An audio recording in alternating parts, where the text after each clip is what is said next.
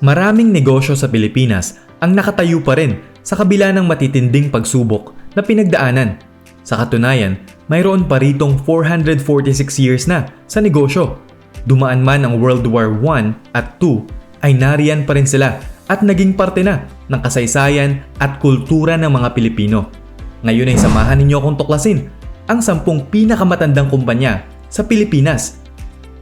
Number 10. San Miguel Corporation, 133 years old. Itinatag ito taong 1890 sa San Miguel, Manila sa pangalang La Fábrica de Cerveza de San Miguel na kauna-unahang brewery o paggawaan ng beer sa Pilipinas at pati na rin sa buong Southeast Asia. Ang negosyanteng Espanyol na si Enrique Maria Barreto de Icaza y Esteban ang nagtayo nito at ngayon naman ay pinamamahalaan ng President at CEO na si Ramon Ang. Si Ramon Ang ang may pinakamalaking parte ng San Miguel Corporation na tinatayang nasa 42%. Kabilang sa mga negosyong pagmamay-ari ng San Miguel, ang San Miguel Brewery Incorporated at Ginebra San Miguel Incorporated na gumagawa ng mga paborito nating alak kagaya ng Red Horse, San Miglite at GSM. San Miguel Foods na may hawak sa brands na Pure Foods, Magnolia at iba pang mga produktong makikita mo sa supermarket.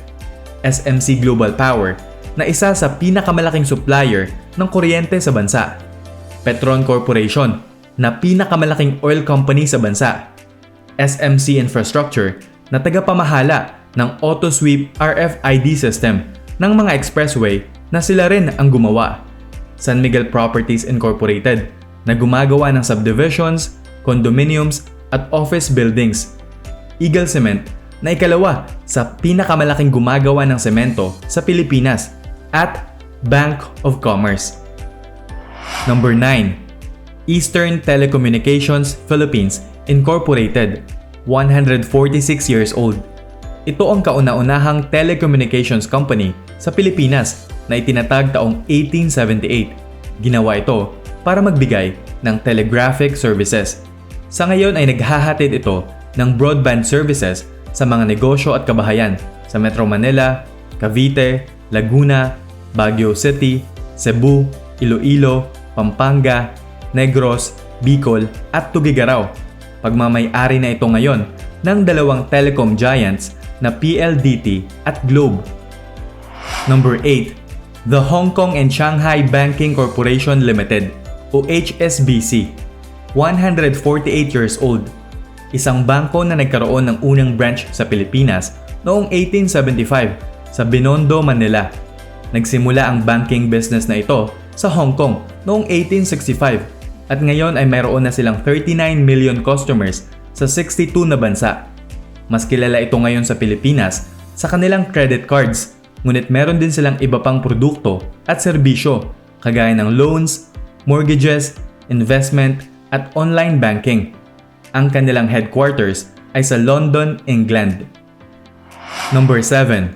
Standard Chartered Bank, 152 years old. Ito ang kauna-unahang international bank sa Pilipinas na itinayo taong 1872. Nabuo ang Standard Chartered Bank noong 1869 nang magsanib ang mga bangko na Standard Bank na nagsimula sa South Africa at Chartered Bank na nagsimula sa India. Ang customers nito ay mga korporasyon at iba't ibang mga institusyon. Sa London, England, ang kanilang headquarters at mayroon na silang 1,700 branches sa 64 na bansa. Number 6. Tanduay Distillers Incorporated, 170 years old. Ito ay itinayo taong 1854 sa Hagonoy, Bulacan at pagmamay-ari na ito ngayon ni Lucio Tan.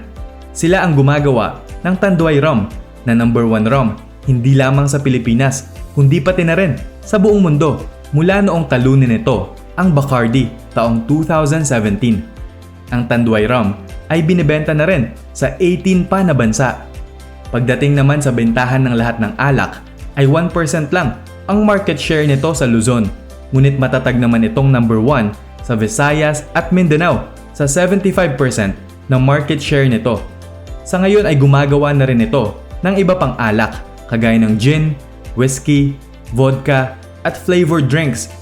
Ito ang kauna-unahang Philippine brand na naging sponsor sa NBA nang maging official rum ito ng Barclays Center at Brooklyn Nets noong 2017.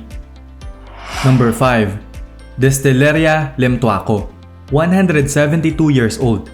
Ito ang kauna-unahang paggawaan ng alak sa Pilipinas na itinayo taong 1852 sa Binondo, Manila ni Bonifacio Limtuaco na isang immigrant galing China. Sila ang gumagawa ng mga produkto at brands na White Castle Whiskey, Napoleon Brandy, Maria Clara Sangria, Empire London Dry Gin, El Hombre Tequila, Empire at Tosca Vodka, at iba pa. Mayroon silang liquor-themed museum sa Intramuros, Manila na nagbukas taong 2018 kung saan pwede mong tikman ang kanilang mga produkto. Number 4. Bank of the Philippine Islands, 173 years old. Ito ang kauna-unahang bangko sa Pilipinas at sa buong Southeast Asia na itinayo noong 1851. Number 3 bank ito sa Pilipinas base sa laki ng total assets at mayroon na itong 1,173 branches. Ayala Corporation ang may pinakamalaking parte sa BPI na mayroong mahigit 47% ng total shares nito.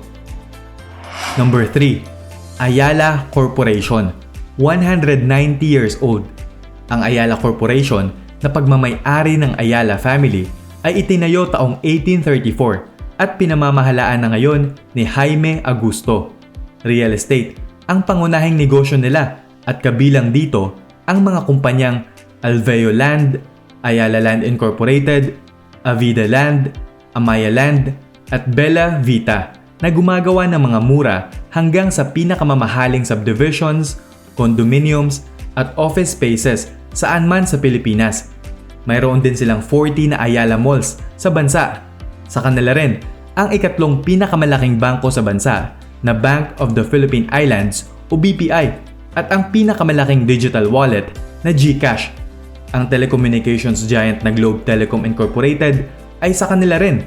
Sila rin ang isa sa dalawang supplier ng tubig sa Metro Manila sa pamamagitan ng Manila Water Company Incorporated. Number 2. Philippine Postal Corporation, 257 years old. Ito ay isang government-owned and controlled corporation na itinayo taong 1767 at dati itong kilala sa pangalang Philippine Post Office. Ang PhilPost ay mayroong 1,355 post offices sa bansa at kabilang sa kanilang serbisyo ang pagde-deliver ng mails at packages at money transfer. Ang Manila Central Post Office Building na headquarters ng PhilPost ay ginawa pa taong 1926 ngunit nasunog ito noong May 2023. Number 1. San Juan de Dios Hospital, 446 years old. Ito ang pinakamatandang ospital sa Pilipinas na itinayo taong 1578. Ang kanilang eskwelahan na San Juan de Dios Educational Foundation Incorporated ay nagbukas at nag-alok ng kursong nursing noong 1913 at ngayon ay mayroon na rin silang iba't ibang kurso. Pinapatakbo ito ng grupo ng mga madre na Sisters of Charity of St. Vincent de Paul. Ang ospital at kolehiyo na ito ay dating matatagpuan sa loob ng Intramuros, Manila, ngunit nilipat ito sa Rojas Boulevard taong 1953. Talaga namang nakakamangha ang tibay ng mga kumpanyang ito na dumaan na sa napakaraming pagsubok at sakuna. Ano sa tingin mo ang sekreto sa pagtagal ng kanilang mga negosyo? Aabangan namin ang sagot mo sa comment section. At dyan na nagtatapos ang ating kwentong kaalaman sa araw na ito. Huwag mong kalilimutang i-like ang ating Facebook page at mag-subscribe ka na rin sa ating YouTube channel. At laging isa-isip na ang magandang bukas ay nag-uumpisa sa pagtuklas.